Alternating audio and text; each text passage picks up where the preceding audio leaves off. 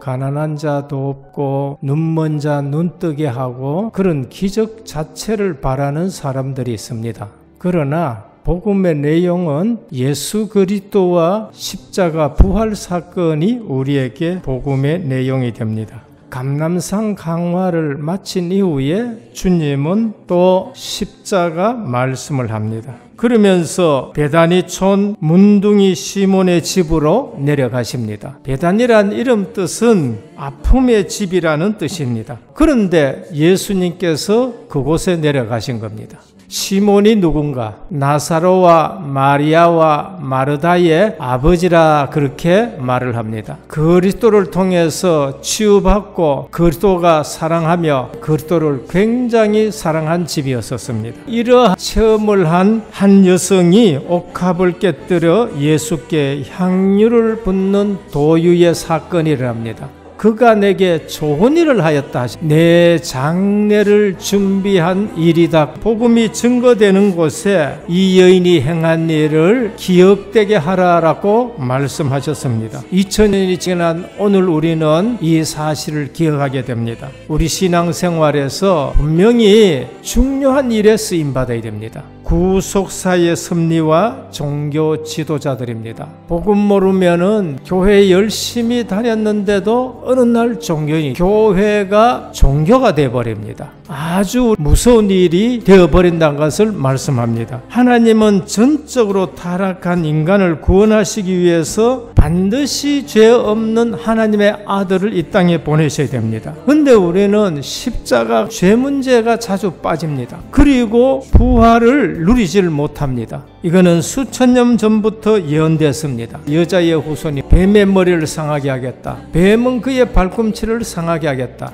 하나님은 아담에게 가죽옷을 지업해 있었습니다. 희생 제물이 우리와 임마누엘 하게 되시는 겁니다. 은 30에 팔린다고까지 예언되셨습니다. 베들레헴에 태어나시겠다. 어느 날 그분이 오셨는데 그가 자기의 백성을 그 죄에서 구원하시겠다. 근데 세상 사람들은 그를 어떻게 아느냐? 세례 요한, 엘리야, 예레미야 선지자로 알게 됩니다. 너희는 나를 누구라 하느냐? 주는 그리스도시요 살아계신 하나님의 아들이십니다. 이 고백 이후에 그리스도는 십자가 지셔야 된다 말씀하십니다. 오늘 또 너희의 아는 바와 같이 이틀이 지나면 유월절이라 인자가 십자가에 못 박히기 위하여 팔리우리라 하시더라. 언제 십자가 지시느냐? 유월절 어린 양 되시는 예수 그리스도. 유월절에 십자가 지시는 것. 우리의 죄를 대속하기 위해 예언된 것이에요. 그러면 우리 신앙생활에 가장 중요한 것이 뭔가? 우리의 죄 문제가 십자가 아래서 해결되셔야 돼요. 그리고 모든 말씀대로 그리스도가 이루어 가십니다. 예언된 대로 된 걸 보셔야 돼요. 때가 참에라는 말씀이 있습니다. 오늘 힘있는 종교 지도자들이 모여 유월제는 예루살렘에 많은 순례자들이 오기 때문에 밀란이 일어날까 유월절에는 그리하지 말자는 겁니다. 복음 없으면 살인을 하고도 남들이 모르면 괜찮다는 거예요. 진짜 복음 가지고 살아가면은 사람 앞에나 사람이 없는 곳에서나 늘 하나님 앞에 서게 됩니다. 하나님의 구속 사역과 섭리를 한 번도 사람들은 막지 못합니다. 오늘 우리는 그것을 붙드셔야 됩니다. 이 사실 놓치고 신앙생활하면은 늘 세상 큰 것 권력 잡은 자한테 쏘가요. 구속사의 섭리를 아는 자는 세상이 두렵지 않습니다. 하나님은 우리를 하나님 나라를 이루기 위해서 완벽하게 인도하신다는 걸 알게 돼요. 가치 있는 것을 볼 줄 아는 눈입니다. 옥합을 깨뜨리는 여제자입니다. 마리아가 알고 했는지 모르고 했는지는 잘 모르겠습니다. 그러나 그리스도의 죽음을 예비한 예언적 행위였어요. 누구에게 이러한 일이 일어나느냐? 우리의 죄 문제를 치유하는 그 하나님의 크신 사랑을 아는 자, 모든 헌신적인 행위가 그리스도를 사랑하는 마음에서 이런 일이 일어나는 거예요. 이러한 헌신과 충성은 때때로 주위 사람들의 조롱과 반대에 직면할 수 있습니다. 즉각 제자들에게 부딪혀서요. 주십시오. 무슨 의도냐? 그거를 팔면은 가난한 사람을 도울 수 있지 않겠느냐? 이 헌신 앞에 은혜 받지 못한 자들은 비난하게 되는 겁니다. 가룟 유다는 실제로 불쌍한 사람을 위해서가 아니라 돈 훔치기 위해서 얘기하는 겁니다. 그런데 거기에 제자들이 동요되어 버린 것입니다.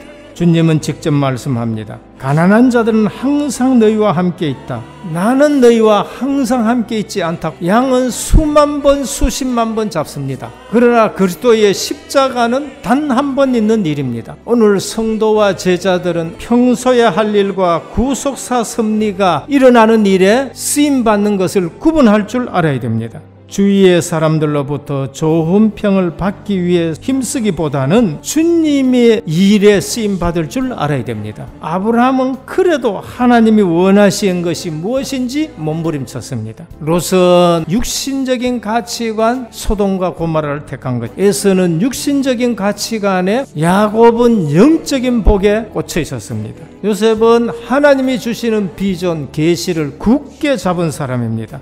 평생을 그걸 잡고 나중에 형들을 변화시키는 사람이었습니다. 사울은 자리에 연연한 사람이, 다윗은 그날 이후로 여호와의 신에 충만했다, 기름 부음의 가치관을 알고 성령 충만을 소중히 여긴 사람입니다. 오늘 우리는 기쁜 일에는 좋아하고 슬픈 일에는 슬퍼하는 사람만 되어서는 안 됩니다. 하나님의 계획이 뭔가 그 가치를 발견하셔야 됩니다. 예수님은 제자들에게 중요한 것을 기억하게 하셨습니다. 잡히시기 전에 베다니로 내려가시고 문둥이 집에 들어갔습니다. 늘 예수님 마음에 두었다는 것이에요. 우린 주님의 관심 있는 곳에 관심이 있어야 돼요. 목회자의 관심 속에 있어야 됩니다. 그게 어디에 있느냐? 예언의 말씀 속에 있습니다. 우리 주님의 공생애 속에 4번이나 말씀하셨어요. 근데 전부 제자들은 다 흘러갑니다. 오늘 이 마리아는 그리스도께 기름을 붓습니다. 복음이 증거되는 곳마다 이 여인이 한 것을 기억하게 하라 하셨습니다. 저는 우리 은혜교회 역사를 압니다. 중요한 일 때마다 쓰임받는 중직자들이 있습니다. 구속사 섭리 속에 기념비적인 일들이 됩니다. 제자라도 늘 은혜 받지 못하고 돈에만 관심 있는 가룟 유다, 비참한 인생이 되었습니다. 오늘 우리는 옥합을 준비하셔야, 깨뜨릴 때를 아셔야 됩니다. 한순간 전도해야 되겠다고 생각했는데 하나님은 우리에게 같은 응답을 주십니다. 우리는 육신의 눈이 열리는 것이 아니라 영적인 눈이 열려야 됩니다. 그러면 최고 가치 있는 일에 쓰임받습니다. 우리 은혜교회가 이러한 축복이 있기를 주님의 이름으로 축원합니다.